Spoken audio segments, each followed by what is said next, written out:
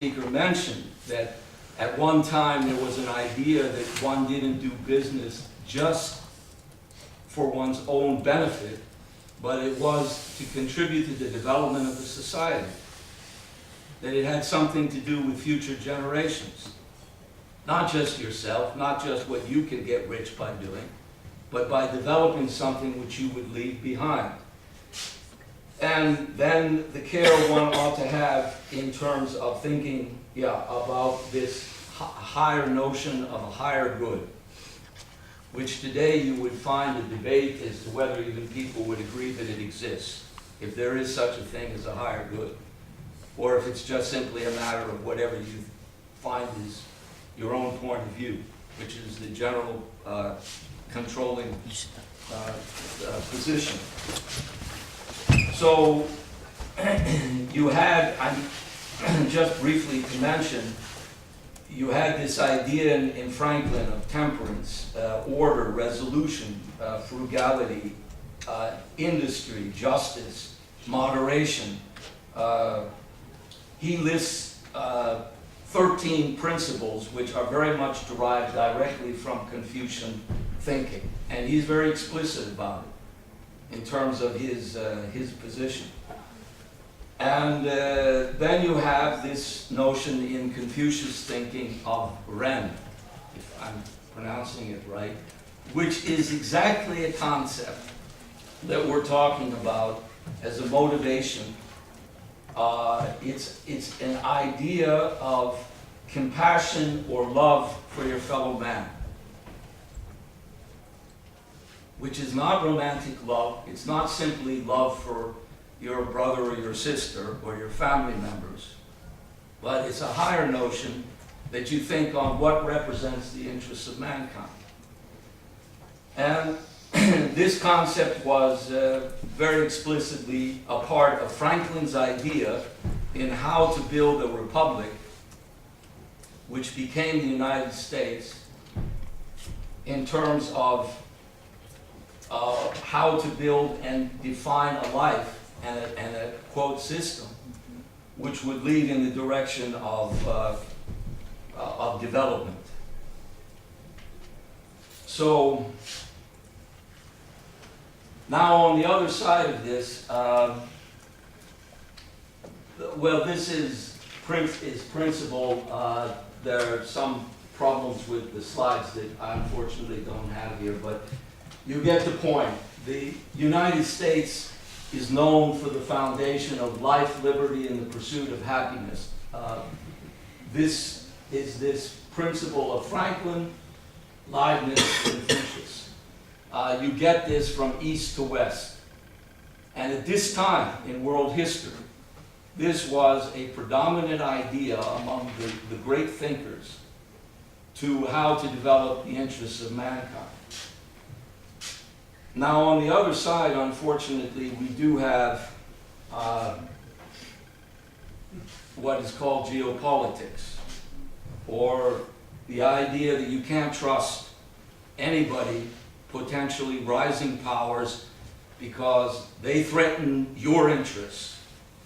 And this power question is very much in the underlying nature of what is reported, what isn't reported, what is allowed to be said about the Belt and Road, and why there is a lot of intrigue and suspicion regarding China. This particular book, which I wouldn't necessarily recommend, but it's a bestseller in the United States, and Michael Pillsbury was actually picked as far back as the Nixon administration as the key China thinker.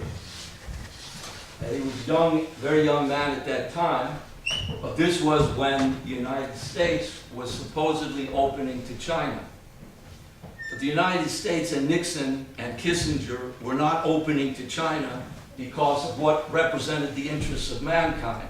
They had a geopolitical interest in how to shape a relationship with China which would threaten the Soviets during the height of the Cold War. That was their objective. How do we build a basis by working with China that can be a potential wedge in limiting and affecting our opponents in the Soviet Union.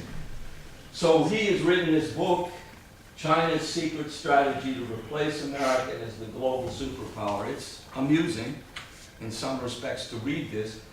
The problem is that this isn't just this guy, but if you listen to the speeches of Mike Pence, if you listen to the speeches of Mike Pompeo, this is where they're getting their thinking. You can't trust China. They're out to take over the world. They're too powerful, and maybe it's even too late to stop them. And in a certain sense, he's right. It is probably too late from the standpoint of the old geopolitical thinking. It's collapsing. But this is not, they are not yet, unfortunately, giving up and saying that our strategy for opposing and dividing the world is not over. They are still doing it, and the Confucian institutes, which define a basis for a cultural dialogue, are being closed down. They're doing it in the U.S. China is out to, according to people like Marco Rubio, the senator from, 5 minutes, the senator from Florida, this was the basis for China secretly deploying students into the United States to spy and take over and threaten the great American democracy. And of course, I promise you that Marco Rubio doesn't probably understand anything about Benjamin Franklin or the founding of his own country. So, I mean, we have this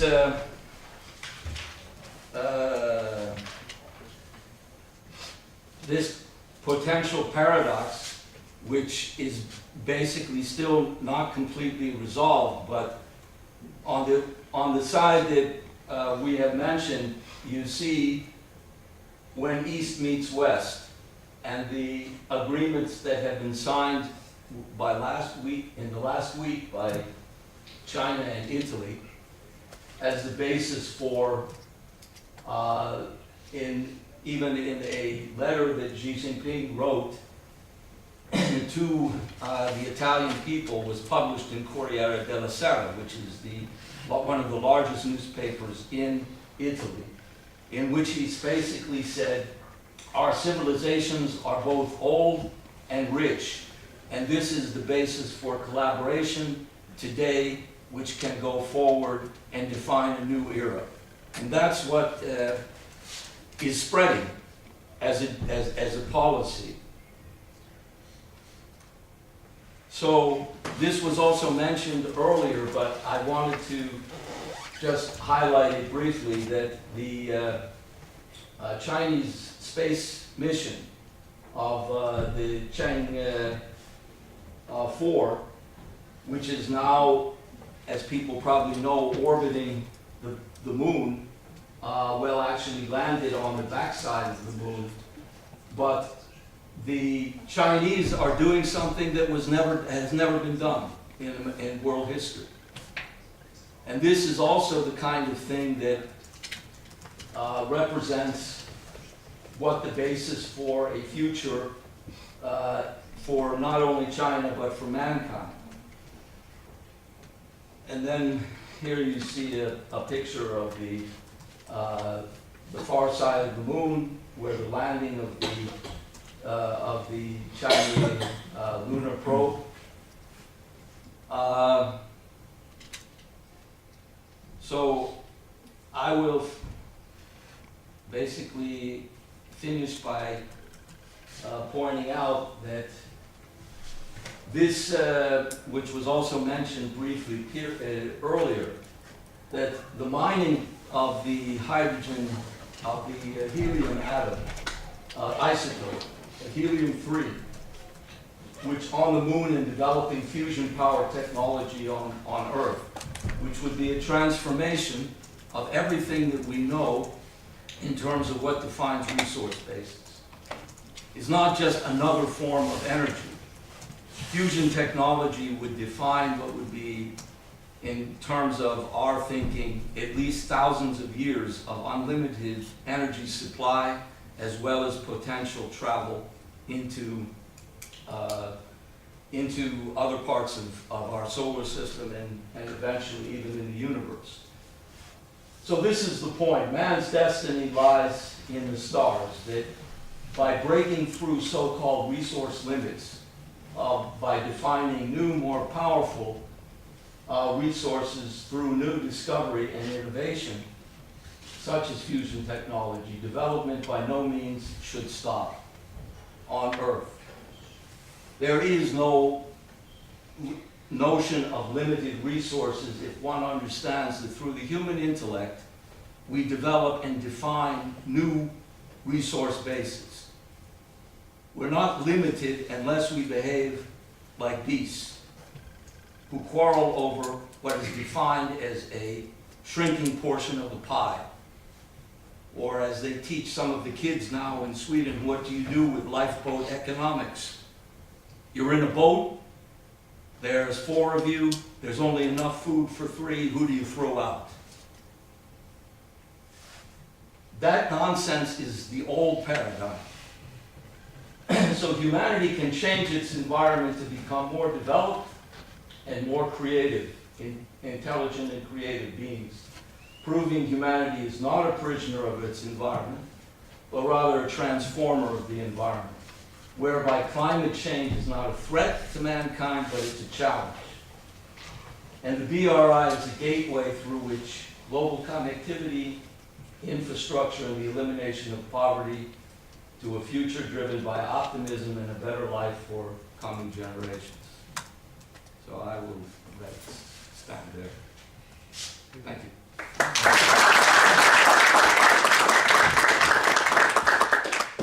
Stephen, ladies and gentlemen, question please.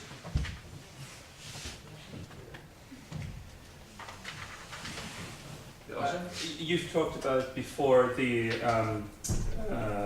geopolitics and the logic that the US currently has on protectionism and so on and so forth, and you said probably not read this type of literature, but shouldn't you read this type of literature in order to understand really the other side of the pole, so you have the two extremes? You mean Michael Pillsbury? Pillsbury, yes, that's what's wrong. Yeah, it's a good I read it because, yes, I mean, you want to understand the thinking that is in, because they're very openly. Mike Pence, who is the vice president, I respect my country's office. I'm a patriot, but that doesn't mean I have to like every person who is put in office. Bush, Obama, we're personally not people who I think represented the interests of my country.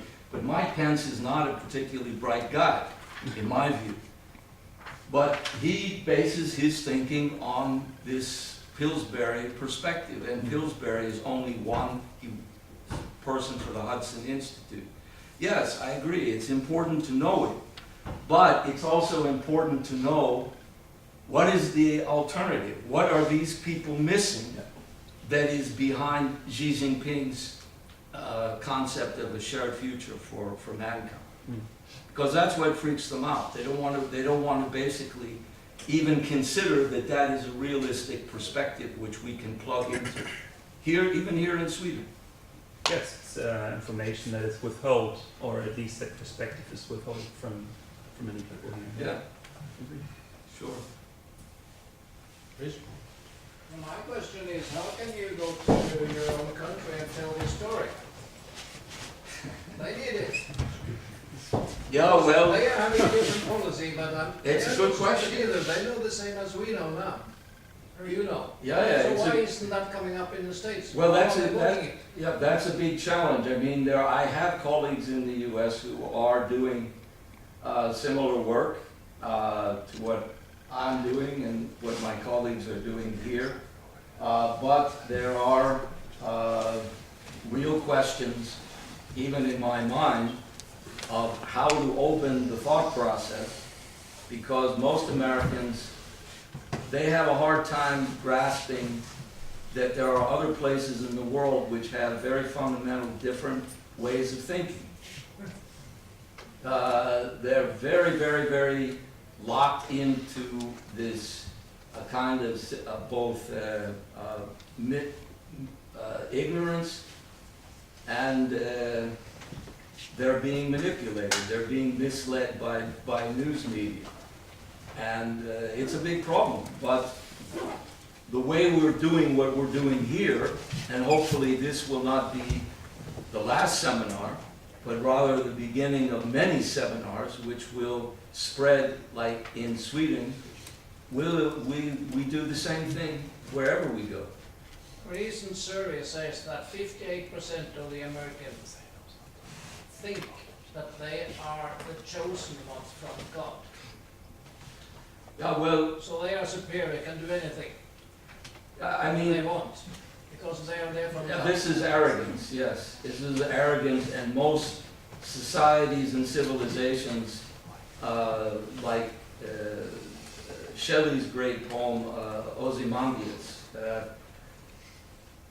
they go like in the sand. They don't last. My concern as an American is to go and wake up the traditions of Benjamin Franklin. The previous speaker spoke about Friedrich List. And he's absolutely right. People should read Friedrich List. He was a collaborator of the founding fathers in the United States who stood for an American system of political economy. That's true. That is not the followers of Adam Smith and the so-called British model. And the United States has always been built, when it goes forward, on that idea of Hamilton and thinkers who, in fact, were allied with the thinking of Friedrich List. So, yeah, we have a lot of work to wake people up to this knowledge. But this is the real history. If people want to know the real history, we can turn civilization around in the right direction. I'm convinced of that. I'm optimistic. I think that China is doing a fantastic job despite a massive amount of resistance which is coming from Western society right now. But it's also, which is why I tried to do this, is to lift the bar to understand that it's not only, even though they will quarrel about business questions, practical questions, there are really deeper philosophical issues which have to be at least put on the table and discussed, debated. What does Xi Jinping mean? I was lucky enough to get the book of his speeches from the embassy as a gift when I made a speech in September of, May of last year. And read the book of Xi Jinping's speeches in English. Unfortunately, I don't read Chinese, but you get an insight into the philosophical mind of Xi Jinping. He's not like just anybody. You can meet a lot of very good people in China, but Xi Jinping is a grand strategy thinker in history. And the West doesn't like the fact that they are usually thinking we are so superior. The idea that there is a philosophical thinker who is more profound than them. But the point would be to wake people up in the West to their own positive tradition, Leibniz and others, so that they don't have to see it as a threat, but as a means of collaboration. I think that's a wonderful ending of your session, Stephen. That means education of people. That is the beginning of the last session about education.